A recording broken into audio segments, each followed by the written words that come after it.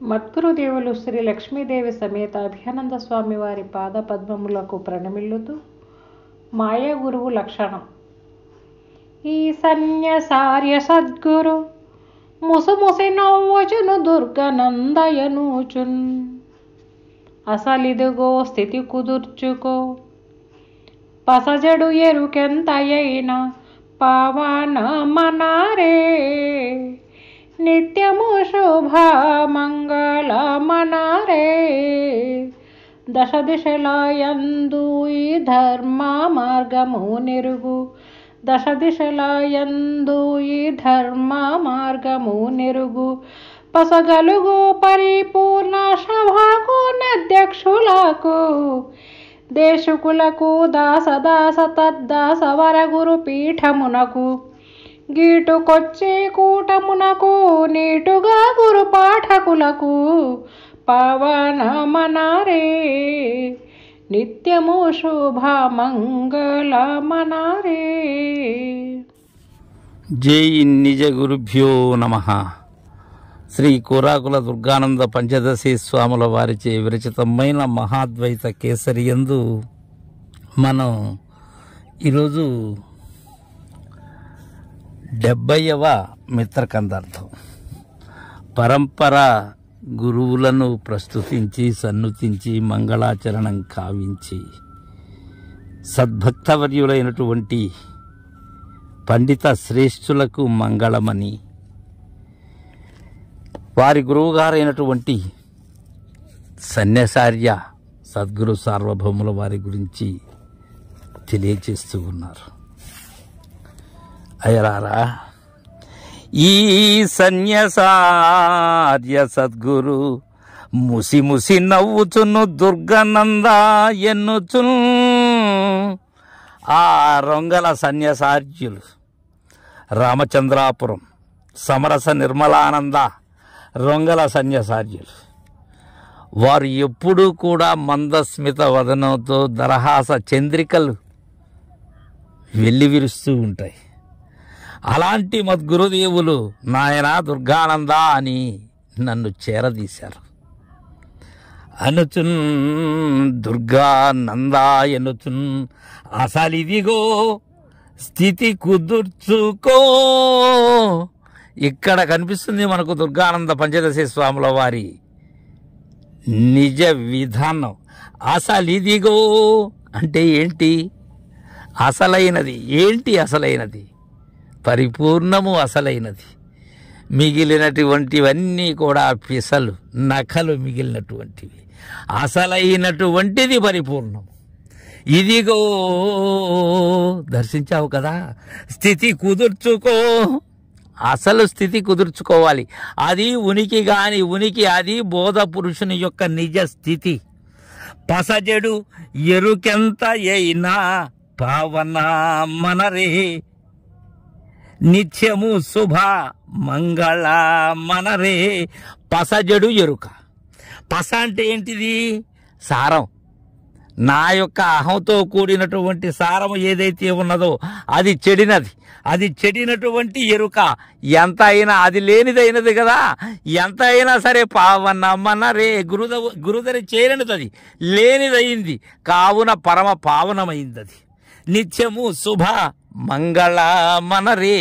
నిత్యము కూడా అనునిత్యము కూడా గురుదేవునికి శుభమంగళం. అలా మంగళాచరణం కావించాలి. శుభప్రదం ఏమిటి? నాకు శుభప్రదం, నేను లేకపోవటమే నాకు శుభప్రదం. అదే నిజమైనటువంటి మంగళం. అదే మంగళం గురుదేవాయ మాయాతీత మహాత్మనే సర్వభ్రాంతి వినాశాయ సాధుబోధాయ మంగళం. అలాంటి మద్గురుదేవులు రొంగల సన్యాసార్యుల వారికి, ఆ సమరస నిర్మలానంద స్వాముల వారికి మంగళమంటూ ఉన్నారు. దశ దిశలా యందు ఈ ధర్మ మార్గము నెరుగు, పసగలుగు పరిపూర్ణ సభకు నధ్యక్షులకు.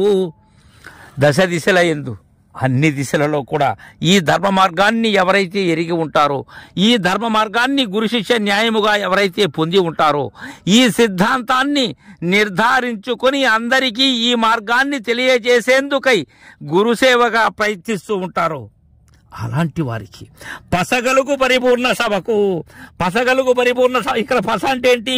పాండిత్యం, కోవిదత. అలాంటి కోవిదులైనటువంటి పరిపూర్ణ సభ. ఇప్పటి వరకు ఈ 70 కందార్థములు విన్నటువంటి వారు ఎవరు? కోవిదులైనటువంటి వారు, పండితులైనటువంటి వారు. అలా అత్యంత ఆసక్తితో విన్నటువంటి వారు.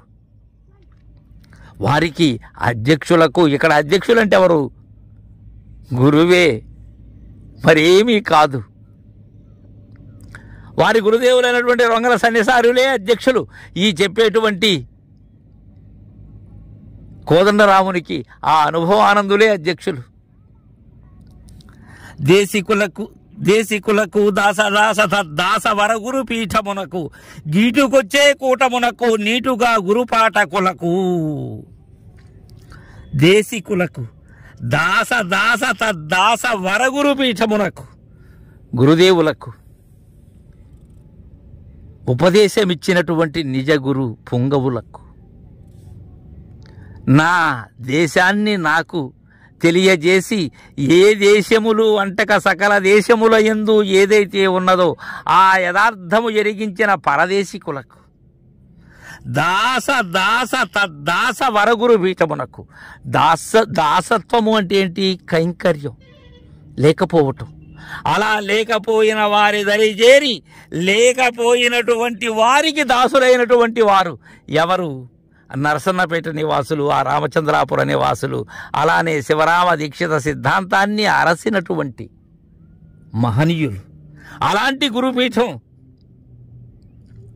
గీటుకొచ్చే కూటమునకు. గీటు అంటే పీఠమునకు గీటుకొచ్చే, దేనికొచ్చి వస్తున్నారు? ఆ దాసత్వం కోసం. గీటు అంటే కొరకు, అందుకొరకు వచ్చేటువంటి వారు. దేని కొరకు? పరిపూర్ణ బోధ కొరకు వచ్చేటువంటి సమూహానికి, ఆ శిష్య శ్రేణికి. అలా కొలువు కూటాన్ని తీరేటువంటి అధ్యక్షులైనటువంటి గురు మహారాజులకు, నీటుగా గురు పాఠకులకు మురిపంగా చెప్తున్నారు ఇక్కడ దుర్గానంద పంచదశి స్వాముల వారు. గౌరవంతో అత్యంత ప్రీతిపాత్రుడుగా చెప్తున్నారు. అందుకే నీటుగా గురు పాఠకులకు. గురు పాఠకులు ఎవరు? వినేటువంటి అందరూ, మనమందరము పాఠకులమే. దుర్గానంద పంచదశి స్వాములు వారు అందజేసినటువంటి ఈ మహాద్వైత కేసరిని మనమందరం కూడా పాఠకులుగా వింటున్నాం, పాఠకులుగా అంటున్నాం. గురుదయతో ఈ కందార్థములలోని భావాన్ని కంటున్నాం. పావన మనరే నిత్యము శుభ మంగళ మనరే అని మంగళాచరణం గావిస్తూ ఉన్నారు. తర్వాత మిత్ర కందార్థం రేపు ముచ్చటించుకుందాం. జై గురుదేవా.